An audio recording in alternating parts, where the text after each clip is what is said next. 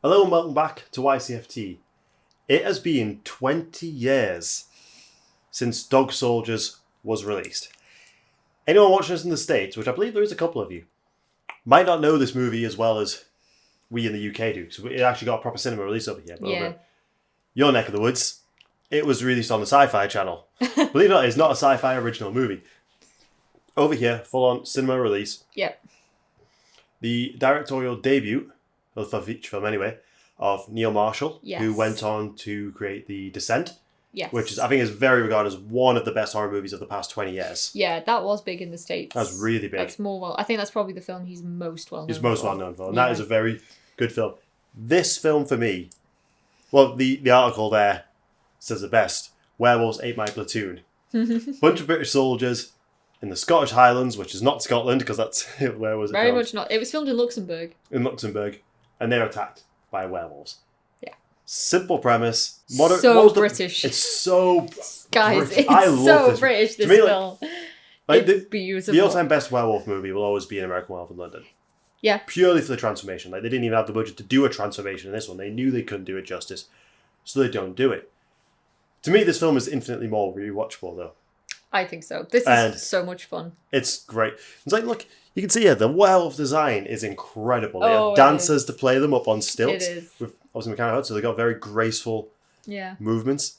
It's just awesome. It is. Awesome. Do you want to give us a bit of backstory on this film? So it's made and released in 2002, obviously, 20 years ago. It stars not like a very well-known cast, but there are some recognisable names. The most recognisable will be Sean Pertwee, who plays Sergeant Harry Wells. I most know him as Alfred in Gotham TV show. But he is the son of John Pertwee. Very famous doctor. The Doctor. The Doctor. The Doctor. Yeah. So Pertwee plays Wells, and he is the sergeant. I was going to say Sarge. Yeah, that's what they call him, Sarge. Sarge. In charge of, what is it, a section or a squad? A squad. And yeah, they are out in Scotland. They're doing some practice. Training routines. Training routines. Yeah. I'm not, you can tell I have no military background whatsoever. Doing training routines and shit. Well, they're on a training operation. They're not just out there doing routines. Training operation. And shit really hits the fan when they stumble on some actual real werewolves. So yeah, we've got some other actors, Kevin McKidd, we've got Emma Cleesby, we've got Liam Cunningham, who plays Captain Ryan, and Ryan is from Special Ops. Game of Thrones, guys. Yes. So Ryan is from Special Ops, and he is also out there on a top secret mission. Ryan is aware that the werewolves are around, and it turns out that Wells' squad was brought in as bait. Yes, because the film opens with McKidd's character. Yes. Who is called... Cooper. He's out there. He's doing a selection process to join Special Ops. Just to see if he can do it. He's perfectly skilled enough, but he doesn't make it... We are going to spoil the shit out of this movie, by the way. Yeah, that goes without saying at this point. He was caught after 26 hours or something like that, I think, trying to evade capture. Yeah. It was part of the exam. And he was basically told that what he should have done was kill the dog that they were using to track him. He refuses to kill the dog for no reason. Yeah. So if the dog gets shot anyway, he fails selection. 2 weeks later, he is on this mission. Although the actual opening of the film is one of the best openings to a werewolf movie ever. Just with two campers out in the Scottish Highlands. Yes. Just out camping, and they're about to, get down with it. Get jiggy with it in their tent. And suddenly the zip just slowly goes up. You just see his hand come in, grab the female boyfriend's holding onto it for dear life, and then you just hear a splat and just blood all over. It's great. It's good. It's really good. So yeah, they are out there doing a training mission against... They're putting them up against Special Operations, Spec Ops. Yeah. So their job is to try and track them down. Basically, I think they think it's a way of testing them against against them. But yeah, basically they don't know the ulterior motives that they are there. The Spec Ops are there to capture. They only think there's one werewolf, which turns out to be their biggest downfall. And eventually, when the squad does come across the ruins of their camp, Ryan Is Liam injured. Cunningham is the only one left, and he keeps saying there was only supposed to be one. Yeah. After escaping from Ryan's camp, they come across Megan in a jeep. She takes them to a nearby cottage of some friends of hers, and that's where they haul down for the rest of the night. They need to survive until the morning. Very basic plot. It's basically set over the course of one night. Yeah. There's attention to On a detail, full which moon. I really like. Just again, the military aspects about it, like the call out to do, the fact that obviously they're on a training exercise, so they're using guns that fire blanks, so they have the little yellow thing on the end. Because I know that's the sign that a gun has blanks. Mm-hmm. And it does have it does have a functional purpose, but there's no point going into that. So when they do make it to Ryan's camp, they notice that they have live ammunition. Yeah. So they swap them out instantly. It's like So this film is so fucking quotable. Oh, yeah. I just love that he's into like, We'll get into the quotes later. you know, ditch your duds. You're now up against live hostile targets. Yes. And he's like, if Little Red Riding Hood comes out with a bazooka and a bad attitude, I expect you to chin the bitch. It's But so good. Imagine that in like a really thick Cockney accent. Yeah. Yeah, if you know Gotham and you know Sean Pertwee, you can imagine. Yeah. Well, even very early on, when he's like, look, we're up against Spec Ops, but he's like, I expect not but gratuitous violence from the lot of you. From the lot of ya. It's so British, guys. Get him on the ground, kick their fucking teeth in. It's so British. So the platoon. So yeah, we have Sergeant Harry Wells. We never hear his first name. We only hear Wells Yeah. said once. He's referred So to we as have Sarge. we have Cooper. Yeah, we get Cooper. We got Joe, who is he's very Geordie. He's obsessed with football. Like, this operation is happening on the same time that England is playing Germany. Yes. So he's like, it's footy war. He's obsessed with footy. Yeah. You got Spoon, which is short for Weatherspoon. Yep. Yep. And Also a Geordie. also Geordie. And the last one, oh, there's two more, isn't there? There's Terry. And Yeah, there's Terry. Bruce is killed And Bruce. at the beginning. Yeah. Near the beginning. Bruce Bruce is is killed off very early on. Yeah. Yeah. So we have that's our squad, and all of these guys are brilliant. Yeah. The camaraderie that they have with each other is so good. It just feels so natural with them, the way that they chat together. You know, it's lads. And Yeah. it's army guys as well. It's like, you know, you are in this together. And Wells cares about his boys a lot. He cares about the welfare of them. And he takes it very hard when one by one, obviously, shit goes down. Shall we talk about some of the werewolf attacks, the first ones that we get? Because the gore in this film is it's pretty. Well, the attacks are pretty. Before that, cool. I really liked the scene by the campfire the first night where they're talking about, you know, what makes them afraid. And Wells tells a story about when he was on tour and a friend of his was blown up and all that was left was like a little devil tattoo that was on his arse. Looking was like perfect, but the rest was all like motion. He's like, teach you, you know, to have a very open mind. But he's like, stuff like that just gives them the shivers, and it just because they're macho, they're soldiers. Like, briefly being in the TA for a little bit, I kind of know what it's like. It's like everyone, especially early on in that military career, is macho. And even if you're afraid in a situation, you're not going to show it to everyone else because then you don't want anyone to have to worry about you. You don't want to also be embarrassed. So they're all, like, throughout the film, trying to keep up this persona that they're not afraid of what's going on. Yes. You got Wells, who's very late on his career, and he's very open with being not necessarily soft, but he's very in tune with his emotions. Yeah. His biggest fear is not ever seeing his wife again. Yeah. And he's very open about that with the I love lads. that, and it's like, Joe's like, oh, his biggest fear is a penalty shootout. And Penalty Bruce's like, shootout. oh, my biggest fear, penalty shootout with Joe. With Joe. I love, you care about all these characters. There's Yeah. not a single one. Ryan, you hate Ryan because you're He's supposed Ryan. to hate Ryan. Yeah. He shot a dog Yeah. for no reason. Every single member of that squad, you feel something when they get attacked. And that is really important. It is. And Wells, Sean Pertwee, is one of the first to be attacked. There are a lot of parallels with between Aliens and Predator. There are. In Yeah. this, because there's a lot of like, basic premise it's like the alone, I British guess. version of Arnie's squad Yeah. in Yeah. 1987. And the Alien section of it is when they're hunkered down, they're getting attacked, and the only thing that they have is that the enemy doesn't know how much ammunition they have left. Yes, yeah. I think they actually directly quote something from Aliens as well, like short control bursts. Yeah, they do. Yeah.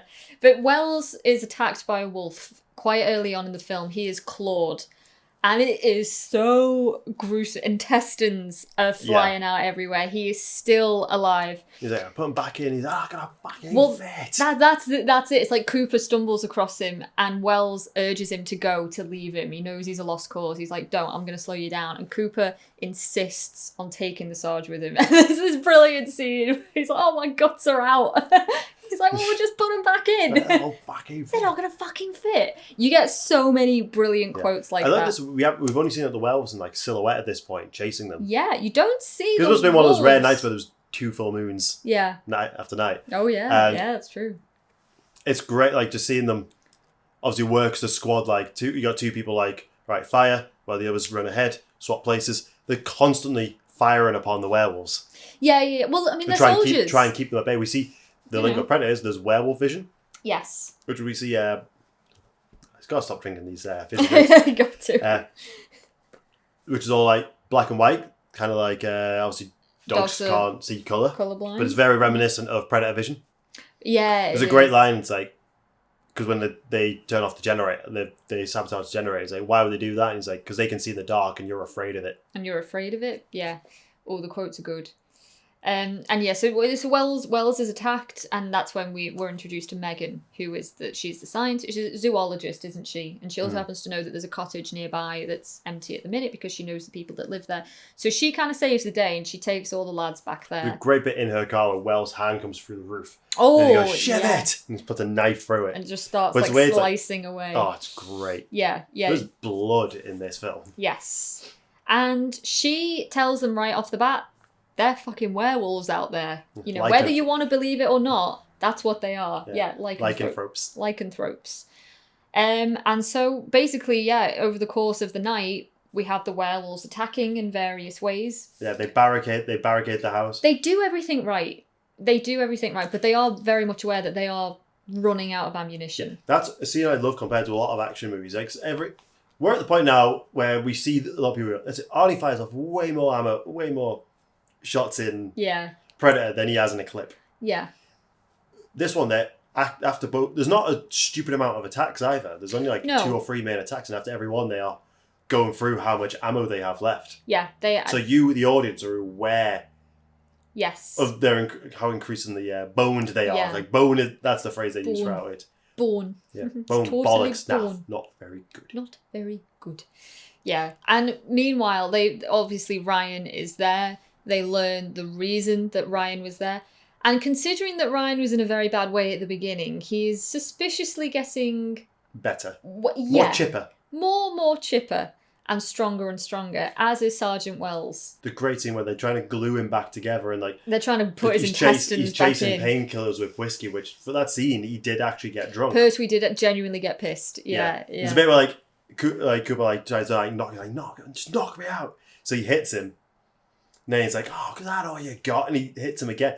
He mistimed the hit, so he actually punched him in the face and he actually knocked him unconscious in that second one. When Pertwee goes out the second time, that's Pertwee genuinely just being flat out. Yeah. They just kept it in, which I absolutely love. But I love the ingenuity of them, of the squad trying to work together, trying various different ways. They're very tactical with how they're really, really good with it. But simple things like, what do we have that isn't ammunition? So one finds a broadsword, even pouring boiling pans of water at them through the windows and stuff like that. Yeah. Anything you can. And even just using a pan to, belt actually it. bash one with a pan. Yeah. And Megan, she has a Polaroid camera and she uses the flash to disorientate the wolves as well. So, these are characters that actually, you can't fault them for their logic and the moves that they make. I mean, they're doing everything that they can with very limited resources. Obviously, a lot of them struggle with the idea of werewolves, but Cooper's obviously now I'm to take charge of the squad.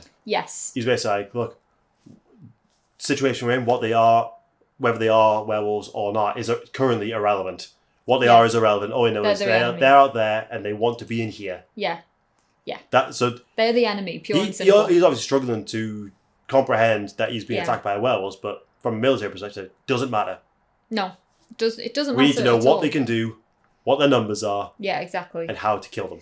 So these werewolves are bullet sponges. Oh, aren't they just? Yeah. They said, Neil Marshall said when writing this one, he wanted to avoid the tropes of werewolves. Yes. Like the idea that you're a tortured soul. They just wanted them to be like killers. Yeah. That's why you never see them in their human form. Well, this is really interesting because this is why I think Dog Soldiers, one of the many reasons that it is unique, because yes, it's a werewolf film, but in a lot of ways it is very much not a typical werewolf movie, because we don't ever see them in human form. We only see them as wolves.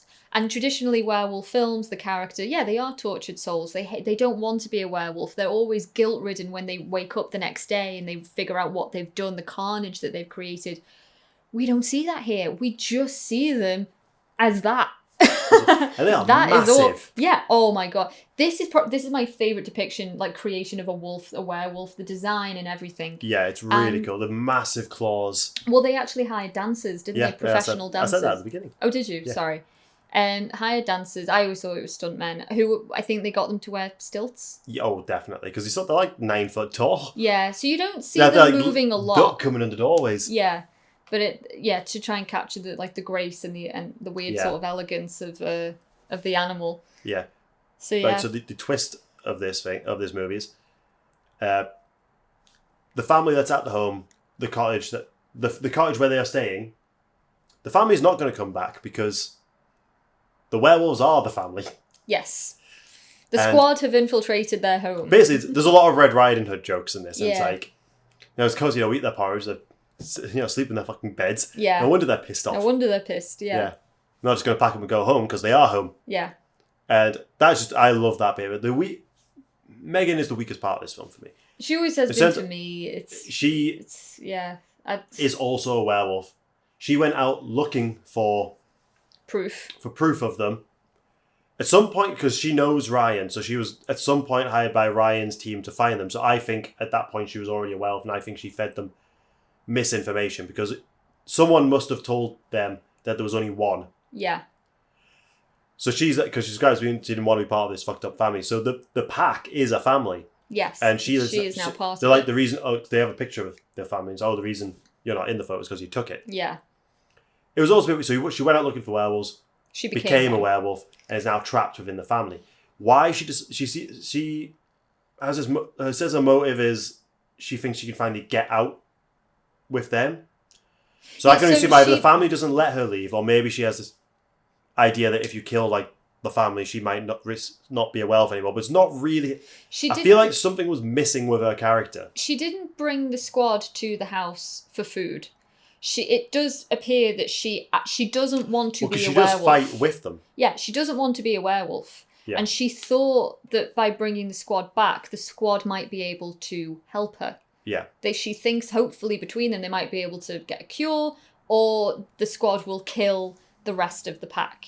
Either way, she doesn't really want to be a wolf anymore. But she reveals herself when ultimately she realises the boys aren't going to win this. Yeah. It's a lost cause. Well, she just kind of accepts. Use the last of their resources on a false attempt. Thinking like, they'll all be hiding in the barn, because it's warm and it's sheltered. They blow up the barn in an amazing practical explosion, which apparently Neil Marshall on set was just laughing like a child. You can imagine. But then it's like there was no whales in the barn, not one. Yeah, I have. Does lead to one of the coolest shots in the film though, like right before and the wolves behind her. Yeah. The wolves coming up behind her. It's so cool. Then her eyes turn yellow and teeth and Wells just blows her away. Shoot right between the eyes. Yeah. It reminded me a bit of Aliens when Newt is down in the, I don't know, she slides down the tunnels and then you have the xenomorph kind of appear behind her. It's a little bit reminiscent of that. The wolves just appear behind Megan. My issue with her, it's not so much that her connection and her motives are a bit off, I guess, not fully realised. It's more just the performance. I've never been a big fan of this actress, and I don't think I've ever seen her in anything else. And I do think that her line delivery is a bit weird, and also the lines that she says are a bit, I don't know, a bit cheesy. She's basically there to give context to everything. A bit, yeah. And she says, doesn't she, like, oh, it's that time of the month. Yeah. There's a few lines of dialogue before that just kind of, Spoon's like, not Spoon, Cooper is like, oh, you women all same old shit. And he's like, she follows up with something that just doesn't. It feels like a line from a different movie. It does, yeah, the whole sort of dialogue sequence doesn't quite fit. But anyway. I don't mind the time of the month. That time of the I month. thought that was quite funny. Just Yeah. Yeah. But anyway, she is a wolf, and she's actually disposed of pretty quick by Wells. Literally bullets Wells, to who the is brain. now a bit better. He's very aware of this. And it's like the bond between this squad is what makes this movie. Like, Wells knows that what's going to happen to Ryan, because Ryan does turn. Ryan turns. Showing the budget has to dip below a table and come back up a werewolf. And it's like, I don't care how cheap it is. It's great. It's absolutely great. Ultimately, we are left with 3 characters. We have Wells, we have Cooper, and we have Spoon. They're the last 3 standing. And obviously now... the way Joe goes out, though, is... Oh, yeah, Joe. There's definitely, again, the more relations to Predator. Predator is very much like their muscles and their guns don't help them against the Predator. And same with this, their military tactics may keep them alive, but their weapons are useful. Almost all of them resort to some primal beast, just going for it. Yeah. Like, Joe's one ends up in the car behind him. He's like, "You're behind me, aren't you?" He's like, "I'll fucking have you." And he just goes for him. And it doesn't end well for him, but he's literally just seen one of them tearing one of his best mates to pieces. Yeah, he goes for it. It's just he just goes for adrenaline, sheer adrenaline. Yeah, so we have those. It's down to those 3. Ria's the 3 most experienced soldiers, I believe, that are left there. Yeah, so... got Spoon's final confrontation. It's the greatest part of the movie. Spoon ends up in the kitchen, trapped with one of them. Wells and Cooper end up going upstairs, but they get separated as well. Wells gets stuck in the bathroom. He's in the car seat. Yeah. Typical cottages, very weak walls. You've got Cooper trying to dig through. I believe that's meant to be a reference to Zulu, because there's a few references to Zulu. Yeah. And Spoon he's in the kitchen. He's throwing everything. He's got no gun on him at this point. I think he's out of ammo at this point. So he's throwing cutlery, he's throwing pans, he's throwing dishes, everything, and he puts up such a good fight. Yeah. And he ends up getting a knife, doesn't he? He goes in just fucking, again, it's primal. This is now beast versus, animal versus animal at this point. He's just absolutely going for it. Yeah. And then it's bashing with a pan. Honestly, I think he might have been able to get away if another wolf didn't turn up. But a wolf does turn up. Yeah. Bashes the pan out of his hands. He's against the wall. The line's I hope I give you the shits, you fucking win. This is the thing I love about... Spits in his mouth. Oh. All of these characters, they know when their game is up. They know when they don't go... They go down fighting. And I love the attitude of them. Yeah, that line, I hope I give you the shits. It's even because not all show this guy. You got Terry, who is scared and throws up from fear. The vomiting cavalier. Yeah. But he is... At no point does he cower away. None of... No. These are fighters. Yeah. Yeah. I mean, they're scared. But obviously, how the Mirror, we also see how the pack works as a team. They have tactics. So when they do take Terry, then say, right, we're going after him. Yeah. And Ryan's he's already dead. Gone. What's the point? He's gone. But he wasn't dead. The wolves took Terry to try and lure them out. Yeah. Which we find out later on when Joe goes to get the truck, get the car. And we see that he's still alive. Yeah. Which, thankfully, Cooper never has to find out that he was still alive in that moment. But that shows that the wolves are smart. Oh yeah, these are intelligent creatures. They try coming up through the top floor instead of through the doors at one point. Yeah. Now, or one holding another place while the other one comes through. They are smart. They've clearly been doing this for a long smart and strong. time. They managed to take out Ryan's team without a single shot being fired. Yeah. They came quick. Yeah. This team, they put up way more of a fight than they were expecting. So yeah, Spoon's gone. So now we're left with 2.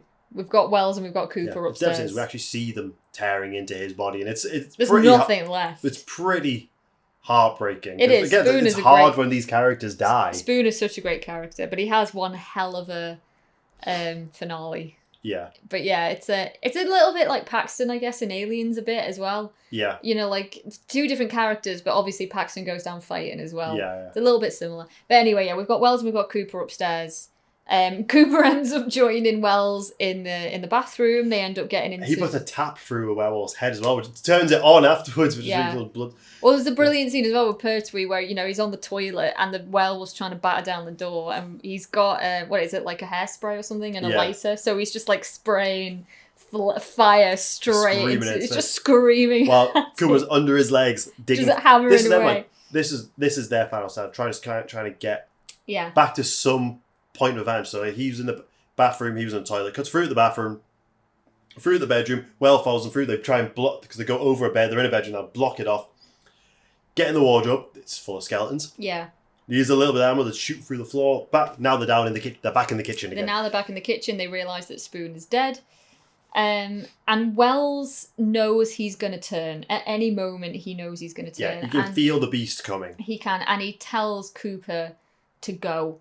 Yeah. Because he's like, you've got to see this through so you can Give tell them the film people. from the camera. You've got to tell people what happened here. And Cooper and him... The music in this scene is so sad. It's great. It's that line from Pertwee. He's like, I am a professional soldier.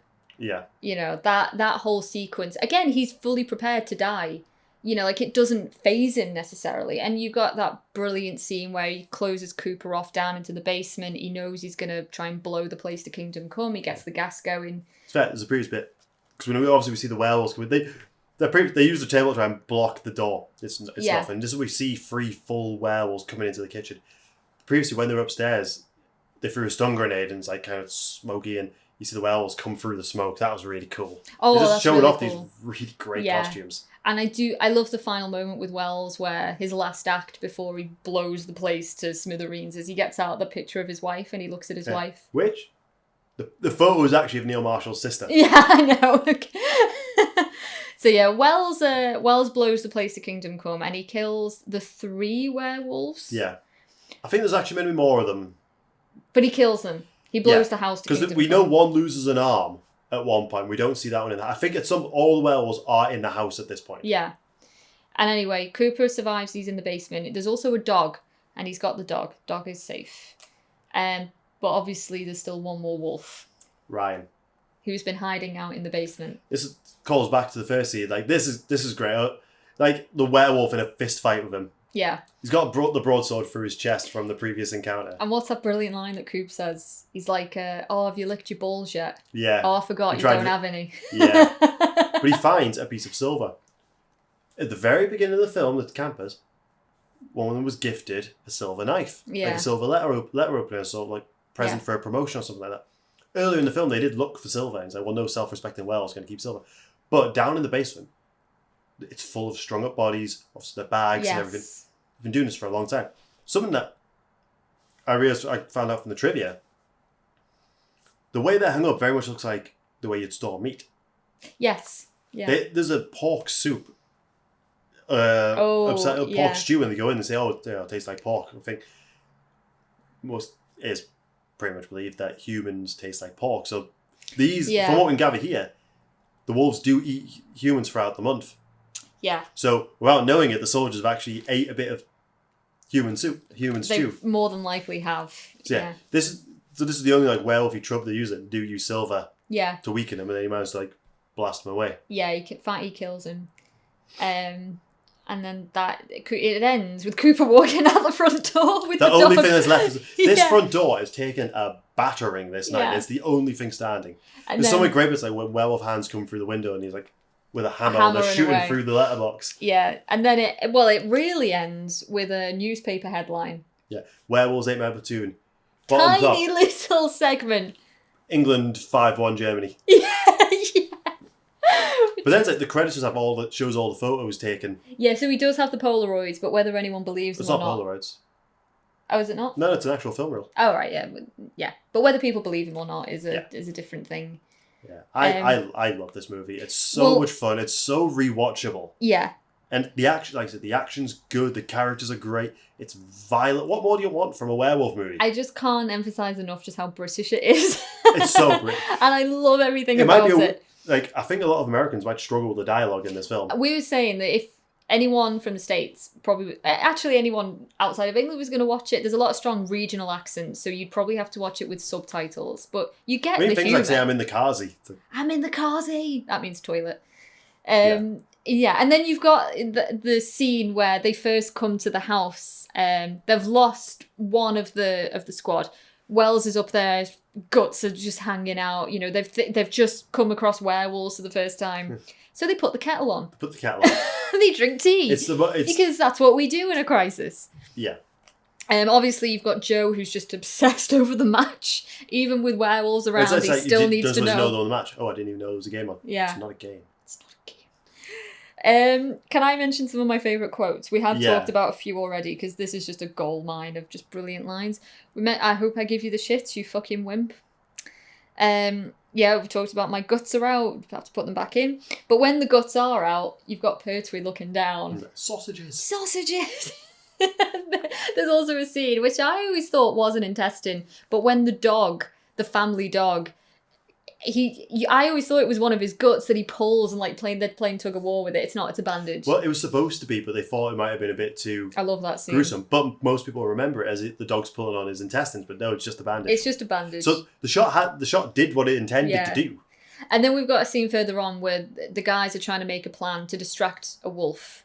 Distract the pack. So one of them can go and make a beeline to haywire the car, I think. Hotwire the car. Hotwire the car. Haywire that car. Haywire the car. Hotwire the car.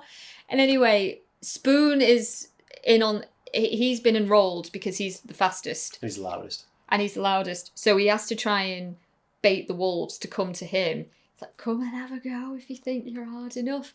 I love that. I am not breaking radio silence just because you lot got spooked by a dead flying fucking cow. That's earlier on in the film. Yeah. You're going to have to watch it for context. And then, I'm in the Kazi. There's so many more great lines. So many are delivered by Pertwee, actually. We've had some great... I think the practical effects team, one of those guys, he went on to make Howl, didn't he? But quite recently. I think so, werewolf film, which is a good werewolf film in itself. Pertwee's in that as well. Yeah, briefly. I think that's purely because of their relationship with this. Yeah. I don't think the werewolves in that look nearly as good as this. Obviously, going on from this, we had Underworld, which had some really cool looking werewolves, but I just don't think we've had a werewolf film that's as cool and so easy to watch as this one is. It's so good. I mean, it's interesting, isn't it, that our two favourite werewolf films of all time, this and Werewolf in London, even though you think London is technically a better film. It's a better film, yeah.